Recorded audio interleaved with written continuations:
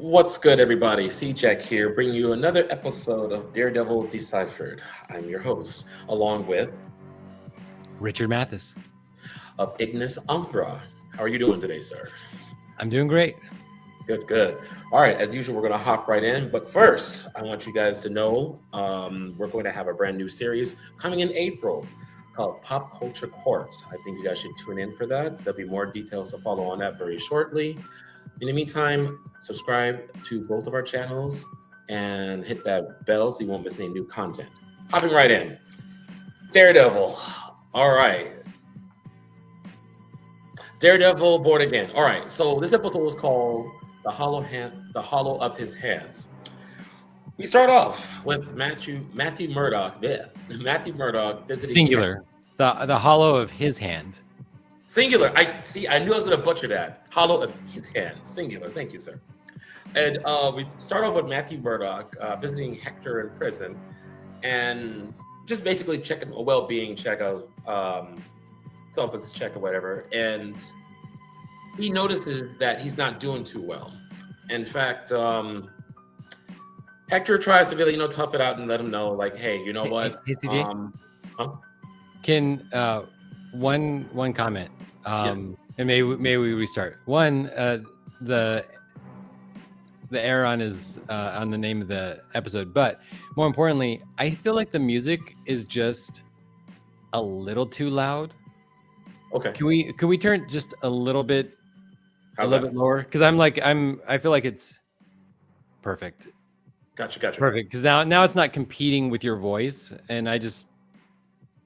No. You're perfectly fine. I wasn't sure how was the receiving end. No, you're good. Okay, guys. Oh shoot. In that case, okay, I have an idea. Give me 1 second. Because I feel like we might as well. Because it's only 2 minutes, so we might as well just restart over. Mm-hmm. You're absolutely right. Give me 1 second. All right, let me redo this then. But no, you're right. Okay. Oh shit. Okay, I edit it. No problem. I have no problem. I'll just edit it. This is why we don't go live. Okay. Yeah, for sure. Okay. All right. Actually, I'm kind of glad that happened anyway. The Hollow of His Hands, episode 3 of Daredevil Born Again. So the scene starts up. Oh, crud baskets. Run one. That threw me off. Okay. I don't know what that was about. I have no clue. All right. We start off episode 3, The Hollow of His Hands. So Matthew stops by and visits Hector in prison, doing a wellness check. Hector hasn't been doing too well since the case has started. And he tells Matt about this story, and this caught my interest, and it applies to the very end of this episode later, about a beach in Puerto Rico, Huiquilo Beach to be exact. They have all white sand, tropical place, beautiful environment.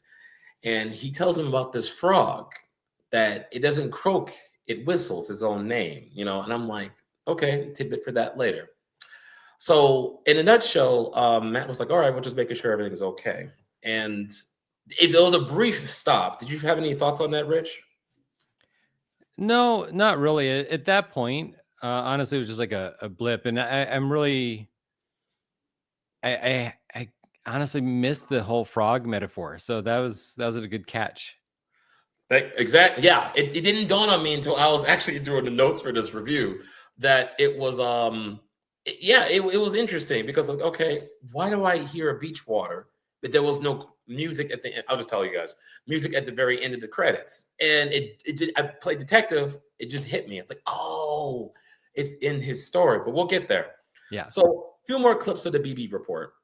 And we go to the next scene. It's like a cut scene. That was a very quick cut scene. It wasn't too much dialogue there to Fisk and Vanessa. So once again, Sheila, Fisk's personal assistant, comes by and tells Fisk that, let me get right there. Did you skip the robbery? No, I did actually. Thank you. That's why you're here. So there was a quick robbery. It is significant. And if I can just describe it. So there's 2 guys in a truck. Mm-hmm. Now, these are criminals who are making a delivery in a truck. Now they see another truck and they're being stopped and they know they're being robbed. So here's 2 criminals driving a truck that the audience might not realize they're criminals, but they're criminals. Mhm. And then they're being robbed by other criminals. And the one guy immediately is like, there's no cowboys. We're just gonna, let it happen. And they get robbed. They start having to give up their personal cash from their wallets and stuff. And the other guy sitting in the truck is like, we don't need any trouble. And he shows that he has a gun. And the other guy's like, you whatever, you messed up. And other criminals kill both of them. Mm-hmm. So this is not a peaceful robbery. This is not ears or calm business as usual. This is just complete violence, which is like the whole series anyway so far is just complete crazy violence. But this then cuts into Kingpin and Vanessa talking, and there you go. So no, you're absolutely right. You're absolutely right, sir. Sorry guys, I'm off my game today. But yeah, before we go into that, it was some dialogue, me in details. He's like, do you know whose truck this is? Yeah, that's cute. And then just blows the guy's head off. Like, wow, like this is what we're doing now. And then Vanessa's talking about, listen, Fisk and Vanessa in this clip here, like, listen, you need to either let me do my thing because you've been gone a minute, or take over. And Fisk was adamant. It was like, okay, well, these are just a bunch of rats. Rats don't mean anything. They're just fighting over crumbs of what used to be. Well, and Vanessa makes a good point. Rats become a bigger problem later down the road. So whoever the biggest rat is, you'll have to address this. It's best you nip this in the bud now. Of course, Fisk ignores it. Sheila comes in and says, hey, there was some obviously issues on the docks. That's a whole conversation there. And how do you feel? Do you think Vanessa was right about that foreshadowing of the future of issues? So I think that she is absolutely correct, right? We're going to keep seeing that she is the really sane, calm criminal mastermind. Yeah. And at the same time, because Fisk wants to believe himself better than just a criminal, he is in his own way, he is a hero. He is going to save the city for his own ends. He's going to control the whole city. It's going to belong to him. And when it belongs to him, it's not because he's a criminal. It's just like, this is his fiefdom. This is a city that belongs to him, and he's going to take care of his people. He's always been someone who wants the best, but he doesn't care how he gets there for the people, right? So Fisk is wrong. He's absolutely wrong. He needs to take care of this. Otherwise, there's going to be a bunch of criminal overlords who come after him because he's going to be in their way. But at the same time, for him to accept that somebody, whether it's Vanessa or him, has to step back into the Kingpin role. Thank you. Right. For him to do that, he would have to accept that he has to be a criminal. He can't be the mayor and be just like, oh, I'm going to do things my own way. Like, no, he is a criminal. There has to be somebody in that criminal role. Just like Matt has to figure out that in this city, he has to put the cowl on. Mm-hmm. And I agree with you, because you're absolutely correct. And that's where I was going to go. But you already got me on that. He believes that there's redemption in some sense, if you think about it. No, I'm going to do this the right. Both gentlemen are trying to do this the right way. Let's point that out. They want to. Matt just wanted to put on the cowl. Kingpin, I was skeptical in episode 1, but the more I watched this episode twice to be sure. He genuinely, I think, wants to do this the right way. He just has his own. No, I don't want capes and vigilantes. Blah blah blah blah. There's agenda there, but he can't escape who he is. Last episode, the commissioner, how he blackmailed the commissioner, tells us that he can't break away from that. So we go on from that scene, and so it goes straight to Matt. And I think, like you said, the audience. And the transition to Matt is so beautiful Yes. because it shows Fisk washing his hands and showing his like bloodied, not currently bloody. This is from when he probably killed Adam, but yes, whatever he did, it cuts on his hands, and then it cuts over to Matt, right, who is washing his recently bloodied hands since he just beat the crap out of those cops. Yeah, it's amazing, and this answers our question. Apparently, they still lived.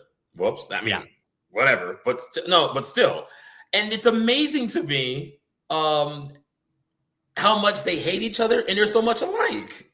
It's so ridiculously ironic here. And so Matt is talking to Officer Powell, and Powell came to him. Let me word that right.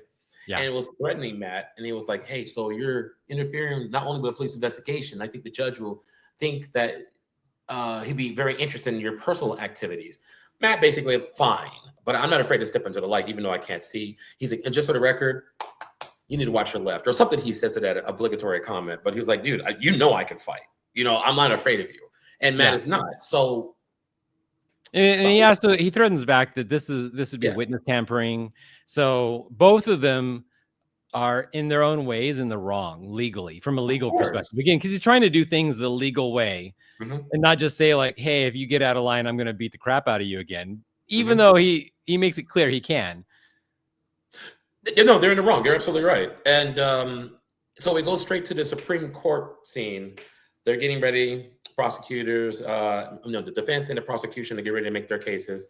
Officer Shanahan talks about his partner, his late partner, who's no longer around, Hutchenberg. How you pronounce his name? Hochberg? The prosecution. I have no idea. Mr. H, right? He said, I don't know. Was trying to paint, the prosecution starts off by trying to paint this positive picture that his partner was a good guy. And of course, and Powell's like, "Oh yeah, I can't have a beer anymore." And his monotone voice, you can hear how scripted he was. And I'm like, okay, this is already in my mind starting off like, dude, if I was in the jury box, I try to put myself in the jury box, not being biased, with White Tiger's activities.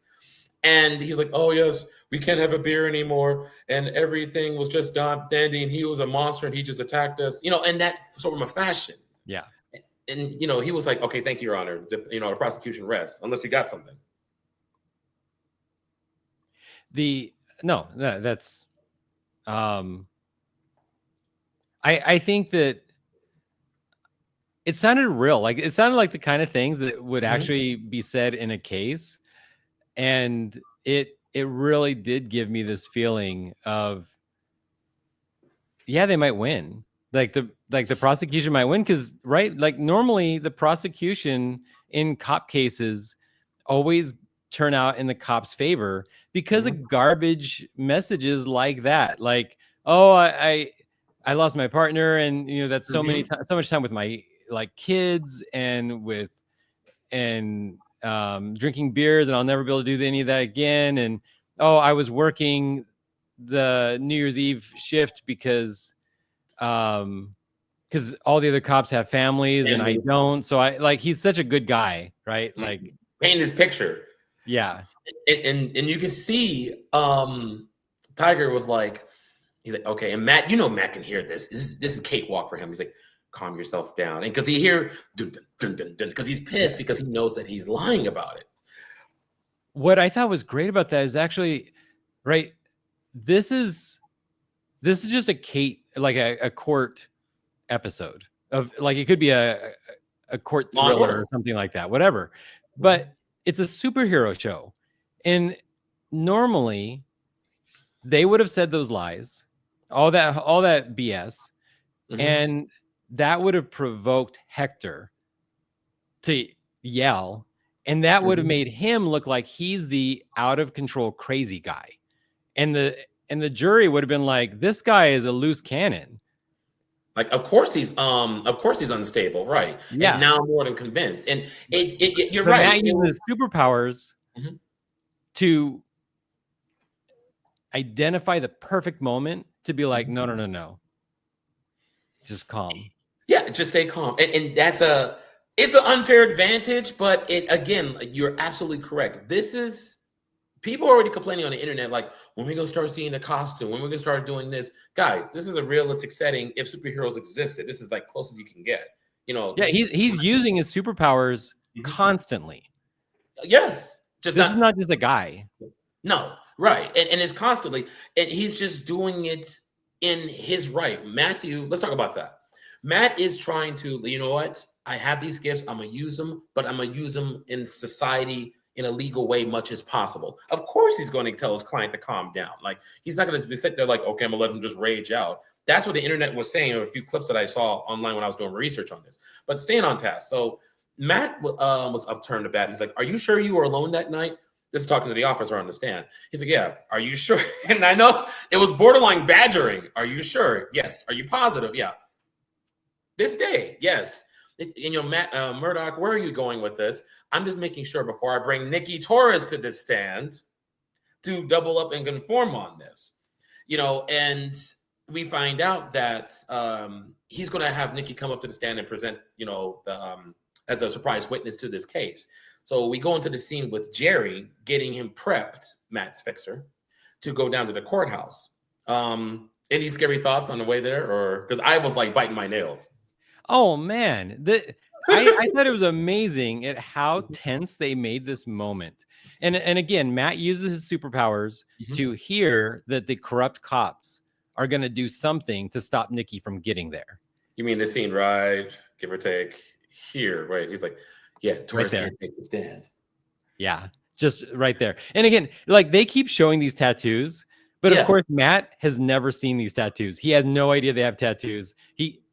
Right, because he's blind. So only the audience can identify all these people.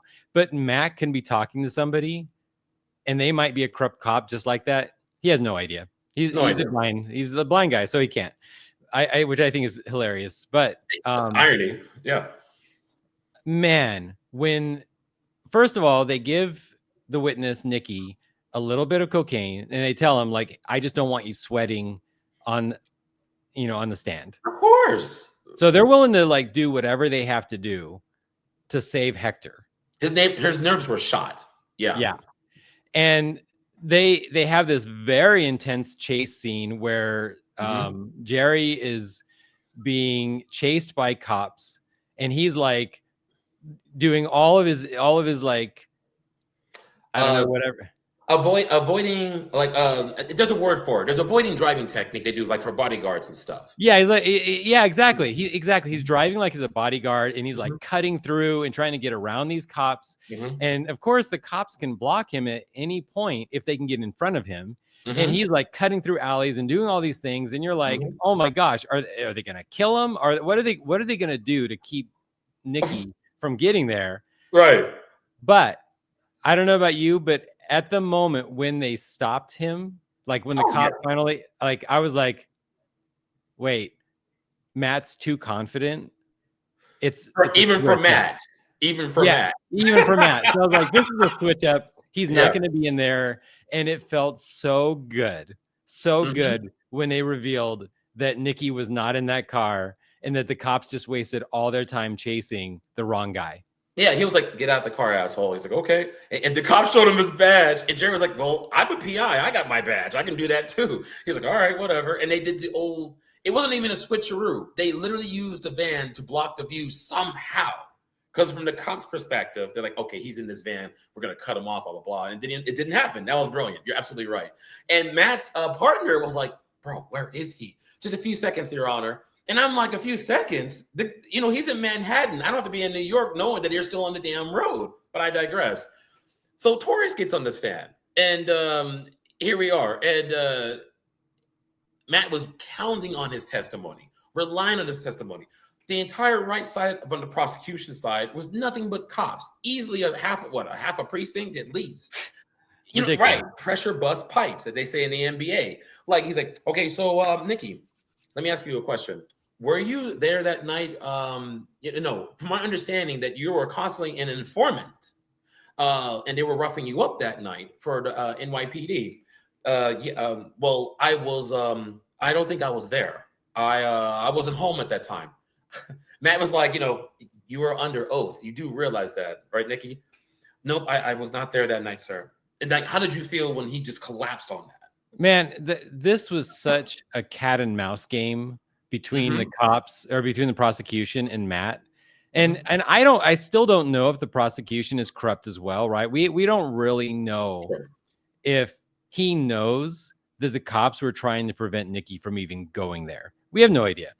But they don't ever suggest that the prosecution is corrupt in any way. He seems like he's doing his job. Yeah. I don't know why. I'm with you.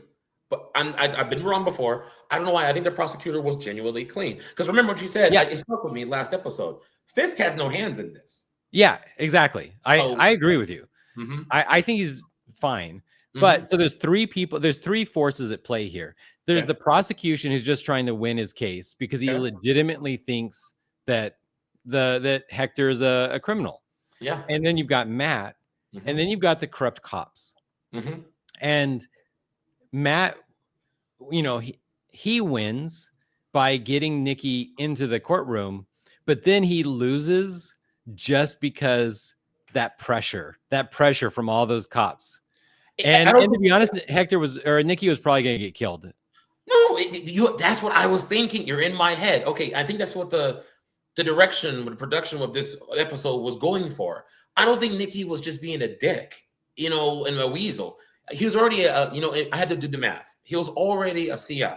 Like, dude, all those cops in there, like, you got a literal bullseye on your back. One or two cops, maybe, but you have an entire precinct. Like, you know what? You're a dead man. You know, choose your pick. I would have cracked, honestly. I'm like, you know what? That's a lot of pressure in there, especially in that situation. So I believe after that is frustration. Okay, all right, we'll address a recess or whatnot. Then it goes back to Fisk and Vanessa going with another therapy session with Matt's girl. And he was like, you know, I don't like you undermining me and making these moves because I forgot at this point, she, on behalf of, let's say, the Kingpin organization, let's just say that, put a label on it because nobody's right. 1.5 million, 1.8 million to be exact. I believe they just kept saying 1.8. It could be 1,000, it could be million. I'm thinking million. To keep the rats at bay until Fisk makes up his mind to take up the threshold or give Vanessa a green light. So the Kingpin's personal assistant, right, not the mayor, gets sent by Vanessa, but of course it makes it seem like he's working for Fisk, but they were like, when he's called out about it, he's like, no, I work for the man. The man in this case is Vanessa, but the note is telling one gang that they have to pay $1.8 million, presumably $1.8 million to the other gang. So I thought this is very interesting because this is just a note saying to stop a gang war before it starts, that the one gang has to pay the other gang $1.8 million. So Vanessa has arbitrarily decided that they're not going to fight, that they're going to pay the other one, how much they're going to pay the other one, what that one delivery in the murder is worth. And it's a lot of micromanaging. Yeah. And an assumption, right? Because Vanessa offered nothing. Vanessa didn't say, oh, hey, if you pay 1.8 to the other people, like, we'll give you some special. No. She's just working out peace. She's just saying, you have to do this. Because even the other gang member, the one guy on the right was like, oh, okay, all right, I'll make a ceasefire for that much. My people are happy. And the other guy, there's some pride here. He's like, are you serious? You can't just buy me out. You tell your boss man that he can come down here himself, which I don't know why with Fisk's reputation, anybody wants that smoke. But okay, I digress. But seriously, though, it was the idea, like, I can see where he's coming from. Dude, but this is not about money. This is about pride and territory. He needs to be a man and address this. And that's another spectrum, actually, that you brought up. And I never considered that somewhere down the road, those two need to take that helm because they are getting impatient. Like, dude, like, who's in charge of these streets? If they don't do it, I will. So it breaks off from that cut. And then we're going back to the court case. Sorry, guys. So Matt tries to salvage. We're back at Matthew and McDuff. Yeah. We're back at their HQ. They're like, so what are we going to do? They're just joking around and having some drinks. Like, this is completely torpedoed. We need to figure out something fast. And Matt is like, you know what? I have one trump card up my sleeve. So it goes into the next day, unless I missed something. No, I think that's it. Making sure. It goes into the next day. Matthew's like, okay, you know what? I'm gonna put him on the stand. And mind you, as audience, we're just as blind as his team is. He's like, so listen, we know you're a good person. We know that you help these people out in the time of need, that you're a good citizen. And why do you do this? Because I believe these streets need a hero. These streets need somebody. And to you, Rich, do you think at the time when he kept mentioning that, do you think Matt was in the back of his skull thinking like, okay, well, I'm no longer Daredevil? You know, I was waiting for him to say that we need somebody since Daredevil's not around. Do you think that he was going to throw that around? Were you waiting for that, or? I mean, I think it's pretty obvious that Matt has to be pushed to become Daredevil again, and that they keep throwing all these things that Matt doesn't agree with. I mean, I think in the back of his mind, it might turn out that he does like second guess whether or not he should have quit being Daredevil, but so far he's been very confident. There is no, like, in a normal comic book show, there would be all these times where he's like, oh, I want to put my mask on, but I'm not going to. Like, no. He is 100% committed that he is not going to become Daredevil ever again. Right? At what point in the last 3 episodes has he ever said, oh, like, I could take care of this myself, but I'm not going to. I'm just no. He does everything with actions, not with words. Right. But I think the audience is being told all these things about vigilantes that where the city sucks right now, and the crime is out of control because people like Daredevil aren't there. No, it's true. And he was like, okay. So what made you want to, and Matt asked a really good question in his own way. Matt was like, what's the difference between you being, I mean, it never stopped you before. Like, why did you decide this was a particular time that you want to help somebody? You've always been helping as people. Now, we know that he's White Tiger, but not the audience. And, you know, Hector was like, what do you mean? Matt, what are you doing? And he was like, okay, well, listen, I'm going to present this. And he brings out the mask. Ladies and gentlemen, Exhibit A, my client is White Tiger, which was a flabbergast because he got through episode 1 begging the judge, mind you, and this high moral morality and everything, not to actually put this into court. Even the prosecution agreed, which I was shocked about. He was like, Chambers, now. And I was like, whoa, you've got to be kidding me. This is not what you just discussed last episode. How'd you feel about that? I just feel like we have this repeating pattern where whatever happens in the previous episode, the same character is then going to do the opposite. So Fisk promises not to hurt Adam in episode 1, but then in episode 2, him and Vanessa are fighting and his hands are bloody. Episode 2, Matt says, absolutely do not under any circumstances tell anybody who that Hector is White Tiger. Right. And then here we are, episode 3, and he's like, hey, everyone, here's a secret identity of this guy. Yeah. All gloves are off. And the prosecution was like, you are a piece of work. Are you serious right now? And the judge was like, Matt, you literally begged me. You sat there and you conned me. You played me about morality and everything that you need to be doing right now. And he was like, Your Honor, I'm sorry. The situation forced my hand. What was going on? Everybody, including Hector, I might add, was very shocked about what was going on and about this whole scene and involving everything that he was doing. He's like, look, you do realize, and the judge was like, you do realize you just opened up, Pandora's box into this entire situation. And he's like, I understand. He's like, you know what? Is there like hypocrisy practice in your practice and your practice, Murdoch? And the prosecution was talking about that. And he was like, I got enough. And this was very interesting. I can't order a mistrial.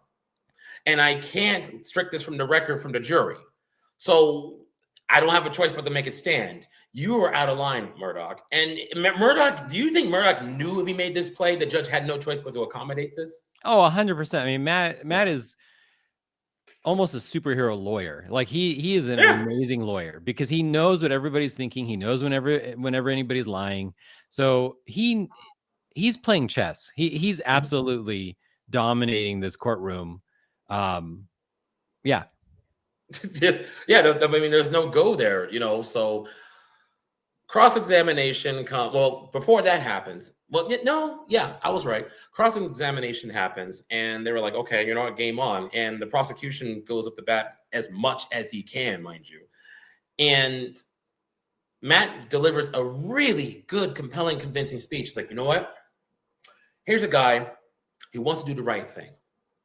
Here's a guy who helped not only the citizens, lady in the burning car, this guy that was actually being mugged, this other individual that was also in a hurtful situation.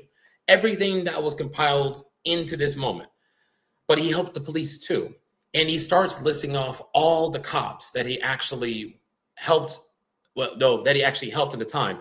Let's just say Carlos, Torres. And then I was absolutely shocked to see, I'm looking for the clip here.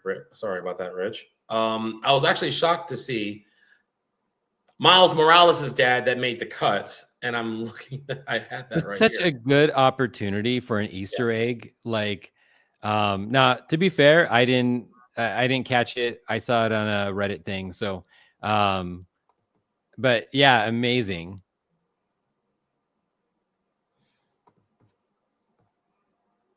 It was a good moment. It was a good moment that needed to be done because I was under the impression that he was going to lose this because of what happened was the prosecution stayed unfocused with the task. He stayed basically saying, okay, he saved a kitten out of a tree.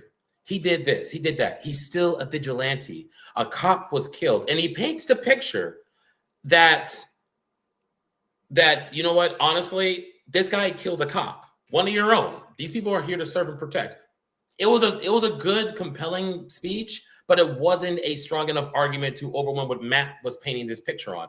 I felt compassionate, and thus Matt won the case. I felt that, and that's the whole point. You got to convince this jury when you're in front of these things, as you adequately put it. One of the things I really loved about this portion is the speech writing was so good. And when Matt is like, and why did you feel the need to do this for this cop? And Hector is like, it was the right thing to do. And then he's like, oh, and why did you feel the need to do this? It was the right thing to do. And then he's like, One and more time. why did you feel the need to do this other thing for these other cops? It was the right thing to do. And Very adamant. And it resonated, and they amplified his, like, the microphone and everything, and it was just so good. It was kind of a, like, you can't handle the truth kind of moment where it sent like chills. Like, it's a courtroom moment that I'm just like, there's no superheroes on scene, there's no explosions or anything, but I'm feeling emotions here. Like, I'm feeling hyped from this speech. It's true. And that's what they were going for. Both the excellent cinematology here, or cinematography here. It's basically what She-Hulk should have been. I understand that it was a comedy, but there was not really any moments powerful as this, or even come close to what was displayed here in this episode. It was like an episode of Law and Order meets Marvel. It was much needed and refreshing. That's great. This is Marvel combined with Law and Order. Now, I personally liked She-Hulk because it was true to the comics, and I can appreciate like when there's She-Hulk, Deadpool. These are goofy characters that are meant to be goofy, but I don't think that I wanted a She-Hulk that was true to the comics. I wanted them to create something new that was more like this. I wanted them to take Law and Order and make it a little bit funny, to be kind of in touch to the comics. But this is what I would have wanted from She-Hulk. This would have made, I think, people happy. Like the opposite of what's doing here. Like, no, I absolutely agree with you. Like, okay, I know it's supposed to be true to the comics. There's some comedy moments. I get that, but have some serious moments too. And there wasn't anything that can weigh like this. That's a very good comparison I brought up. In fact, this, like you said, this was original. It really hasn't been done, and more importantly, it's realistic. It's very realistic, like street level. This is what people at home are doing when the Avengers are off saving the galaxy and whatnot, you know. And there was just tons of references made. So anyway, Matt wins the case. Fisk is watching this. He's livid, but he's like, you know what? We need to get that girl from the BB report down here. I need to discuss things with her. And Sheila was like, his assistant was like, well, all due respect, Mr. Fisk, like, just get her down here. I don't care who's at the press. I want her. I didn't think she was going to be making, I knew she was going to make an impression on Fisk, but I didn't think in the following episode as soon. Did you? Yeah, it just shows that Fisk is really trying to control New York by appealing to the heart of the city. And the heart of the city is the people who watch social media. Those are the normal people, right? He's smart move. In many ways, it's similar to our real life politics, where the established politicians are trying to win by CNN and MSNBC. And that's what Fisk's advisors are saying. They're like saying, like, hey, you've got to make phone calls to all the union people. You've got to make phone calls to all the normal people. And he's like, no. Like, I'm going to have my channel, my voice go through social media. And yeah, the traditional politicians hate it. They hate that this is where you win votes. Mm-hmm. And no, it's the way of the 90s, 80s, whatever. And it's true. People don't. It's like, okay, it's like newspapers. You know, print is dying, whether people know it or not. It's a fun fact. It's digital, whatever. And Fisk is like, not. He was like, you know what? No, let me try a different avenue, like you said. It just works. So Matt and discussing with his girl in regards to the case, he feels triumphant, and I think he needed this win to justify that he no longer needs to be Daredevil to win justice. And hell, in episode 1, he just got his butt kicked. He did everything short of putting on the. He could have easily been Daredevil and solved this 8 different ways versus throwing us to the traditional system. That's the whole point of this episode. He didn't have to.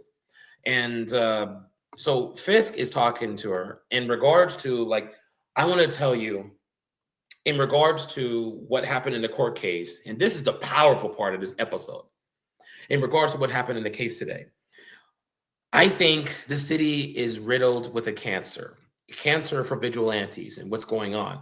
But Mr. Fisk, he won by the court of his own peers. Courts can, and this is what he says, courts can be mistrialed. Courts can be misleading, can be misguided. I should know. I beat the system twice. He's not wrong.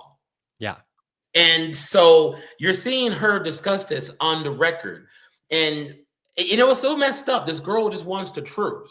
And Fisk is playing her, and I can't stand this guy. But that's the point. He's a villain.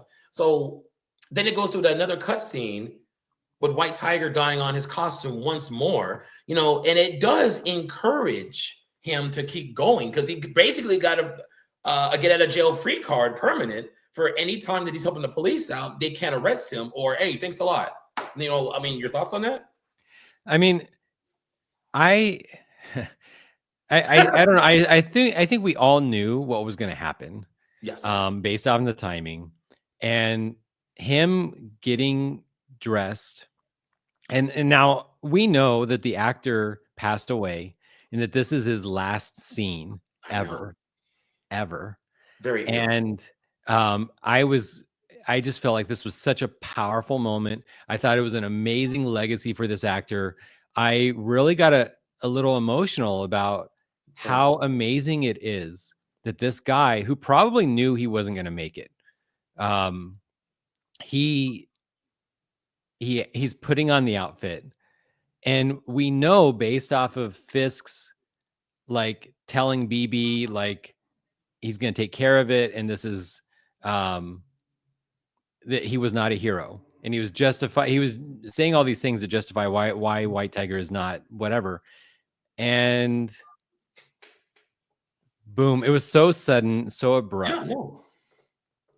Yeah. It was just sad because okay, so it was just sad because he's like, I know Fisk has his vendetta, and I was like, dude, if anything, it fueled the reason why he hates Daredevil and other costume individuals in the last episode. It just put fuel on already a fire that was burning. And then you see this scene, which was powerful, like you said. He's lacing up his shoes, getting ready for his patrol. It was like a neighborhood watch. You know what I'm saying? Yeah. He's committed. Nobody's asking him to do anything. Oh, and I missed out a major part. When Matt was making his point, he's put on the medallion. And this, I think, would bear the prosecution, by the way. He's like, guys, if he really wanted to go around beating around cops and forcing his power on people, the medallion gives him strength, agility. Why didn't he have it when he was being a good Samaritan? Why was his face revealed when he was breaking up the fight with those two cops? That's what finished off the prosecution, by the way. Yeah. But staying here. So he's putting on his medallion and everything, and he hears a girl scream, and he's going to go check it out. And so, in a sense, anticlimactic.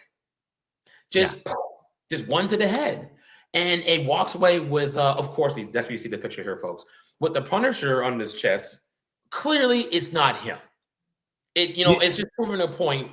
Or are you skeptical of that? I don't know. I mean, I think most people accept cops. Like the rest of the comic book community that isn't blind and crazy. We all know that Frank Castle hates like police brutality. Hates like there would not be any kind of like thin blue line garbage behind Frank Castle's action. That is nonsensical, because he had a problem with corruption inside the forces, and that, like, obviously in the Punisher, and here he's a military police officer instead of like a New York City police officer, whatever. But original Punisher and even current Punisher is against this kind of like corruption in an organization. So there's no way he's just gonna go and kill White Tiger, because he fully would kill somebody, including White Tiger or anybody else, but he would only kill them if they had done something wrong, and that something wrong was not killing a cop. No, right. In his eyes, hell, his first appearance was with Spider-Man, for God's sake. And the thing of the matter is, he goes after corruption. He's not biased of it. And how about this? White Tiger is not corrupted. Period. He wouldn't be on this crap list. Spider-Man, anybody else, like, okay, well, I believe that you're doing this. You think you're above the law. He's the old school A-team, just in one guy. That's all. It's not beneath him. It doesn't fit the MO. That's what I'm trying to say short. It doesn't fit the MO. He's not corrupt. There's nothing that he did that seemed like he didn't abuse his power against the cop. There was no indication that he pushed the cop in front of the train, which if you replay the scene, we know he didn't.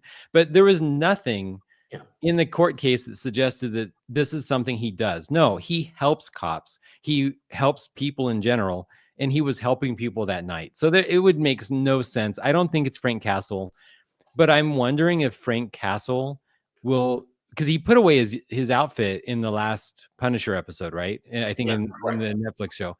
But I wonder if this is going to cause him to put it back on, because he can't stand the idea of people using his image to enforce their own form of corruption. That, if it was Spider-Man, if it was Batman, remember, Punisher,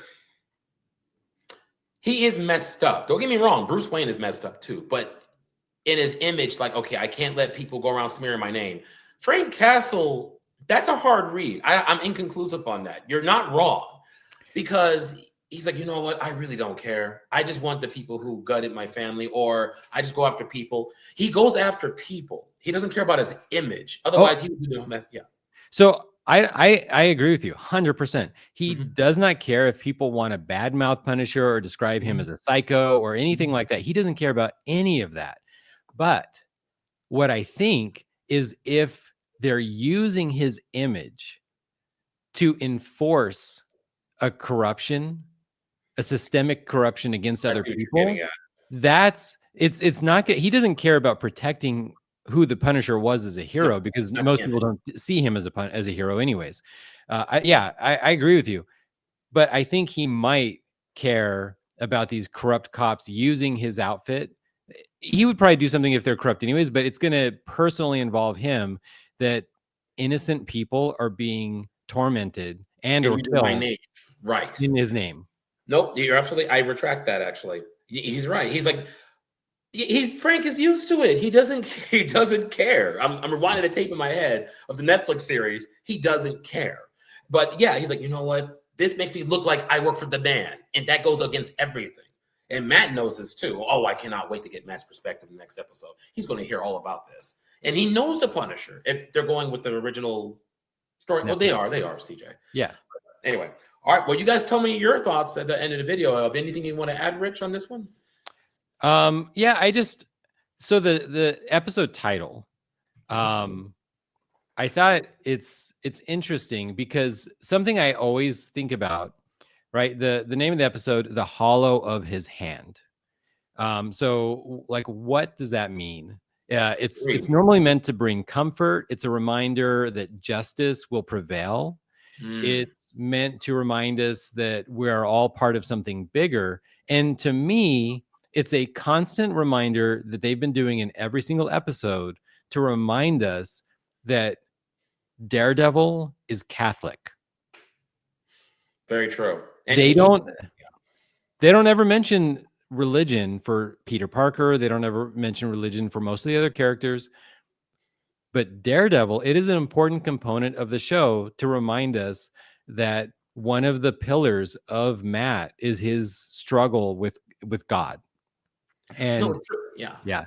And when he was talking about, in fact, back again, episode 1, when he made the final, not the showdown, but the first confrontation with Fisk, his declaration of war, so to speak, if he comes out of line again, he said, listen, Wilson, I believe in redemption. I was raised upon it in my belief. That's what he said. So therefore, and we obviously don't have to drill it down our throats what his religion is, but you know it is if you watched dude, he was always Catholic in the Netflix series. They were very adamant about showing that. Disney was very careful. That was pretty clever. If you don't know what his background religion is, you need to watch the show, or you've been living underneath a rock. But they didn't bring it back. They don't beat a dead horse. I think he set foot in one short. No, that was a courtroom. That's actually, he was waiting for the verdict. But nonetheless, yes, you're absolutely right. And thank you, because I couldn't figure out, is that a symbolism for justice? Is that a religious idea? Obviously, you did the research. I appreciate that. Yeah. And then it comes back full circle. I'm kind of glad you stopped me. And you didn't hear any, because there's a lot more rock music in the ending credits of the series already, you know? And this time you just hear a frog, you know, and just some ocean waves. I'm like, I'm not getting it. I'm like, wait a minute. And I went back all in the beginning of the episode. Such a good catch. Thank you. A good catch. No, we both did a good catch. Actually, I didn't know what the hollow hand meant. And I was like, wait a minute. Why am I hearing ocean? It kept bothering me. But here we are.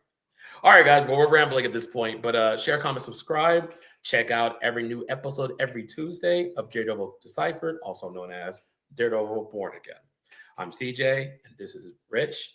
I appreciate it. Share, comment, subscribe. Hit that bell. Can't stress that enough. Hit that bell. Peace. Bye, everyone.